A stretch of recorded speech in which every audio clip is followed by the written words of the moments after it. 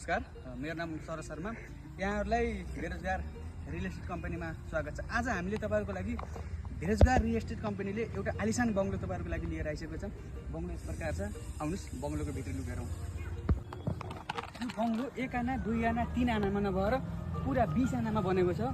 यो बङ्गलोको लागत भन्नुहुन्छ भने सामान्य तपाईँहरूले सोचे पनि एकदम कम छ। 1 करोड पनि होइन, 2 करोड पनि होइन, 3 करोड पनि होइन, 4 करोड। यो बङ्गलोको मूल्य जम्मा 50 करोड छ। आउनुहोस् आज यस आलिसान बङ्गलोको इन्टिरियर तपाईँहरूले आज हामी देखाउँदैछौँ। मन परेमा खरिद गर्नुको लागि यस बेरोजगार रियल एस्टेट कम्पनीलाई सम्पर्क गर्न नबिर्सिनु होला। यस आलिसान बङ्गलोको पहिलो खुड्किलो यहाँबाट सुरु हुन्छ। आज तपाईँहरूलाई यहाँबाट लिएर यस आलिसान बङ्गलोको सम्पूर्ण विस्तृत जानकारी दिन गइरहेको छौँ। कृपया हामीलाई अन्त्यसम्म हेरेर साथ दिनु होला। ल हेर्नुहोस् यो आलिसान बङ्गलो सालको काठबाट बनेको, सालको पिल्लर ढलान भन्नु होला तपाईँले, होइन ढलान पुरै सालको हो। यो 1 नम्बर सालको, यो पदमपुरको जङ्गलमा भएको 1 नम्बर थाङखोलाबाट ल्याएको साल हो। काठमा कुनै पनि कमजोरी छैन। 1 नम्बर इँटा, कहाँको इँटा भन्नु होला, चैनपुरको इँटा 1 नम्बर इँटा।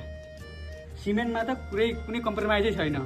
एकदम एउटा इन्जिनियर होइन, 2टा इन्जिनियर होइन, 3टा इन्जिनियर, पुरै जिल्लाभरिको इन्जिनियरलाई हायर गरेर बनाएको बङ्गलो हो। यत्तिकै आलिसान बङ्गलो, भाइरल बङ्गलो भनेर भनिएको छ त। आउनुहोस् यसको भित्र के छ पुरा विस्तृत हेरौँ। यस बङ्गलोको खासियत भनेकै यो हो।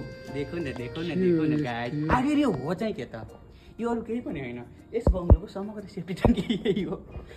पानी छ तल, पानी छ बोलो क्या, फेरि पानी चाहिँ तल भन्न जरुरत थियो त तँलाई। यस बङ्गलोलाई बनाउनुको लागि मूल काम यही पदमपुरको साल हो। एउटा साल होइन, 2टा साल होइन, यहाँ 100औं सालका खाम छन्। यी खामले नै यस बङ्गलोको मजबुती कायम राखेको छ। आउनुहोस् यस बङ्गलोको दोस्रो तलातर्फ जाउँ। यो बङ्गलोको यो गोला चाउडा भएर माथिबाट पाइप घुमिन्छ, यहाँ लिफ्ट घुमिदिएको।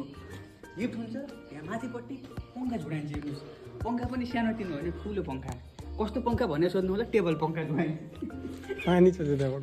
यो पानी आयो चाहिँ कहाँबाट भन्नु, माथि हामीले डाइरेक्ट पानीको व्यवस्था गरेका छौँ, जहाँ पानी चाहिँ देखिन्न, मूल फुटिरहन्छ।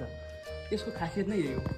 ल हेर्नु, यहाँबाट हामीले तल हेर्नुको कारण चाहिँ के हो भन्दाखेरि माथि हेर्नु नमिल्ने भएर तल भुइँ देखिने भएर।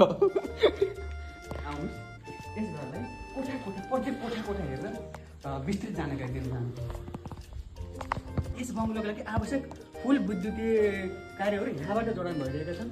एउटा एसी होइन, 2टा एसी होइन, 3टा एसी, पुरै 15वटा एसी यहीँबाट सञ्चालन गरेका छन्। एउटा रुममा 15-16वटा एसी राखिन्छ, ताकि जाडोको बेला एकदम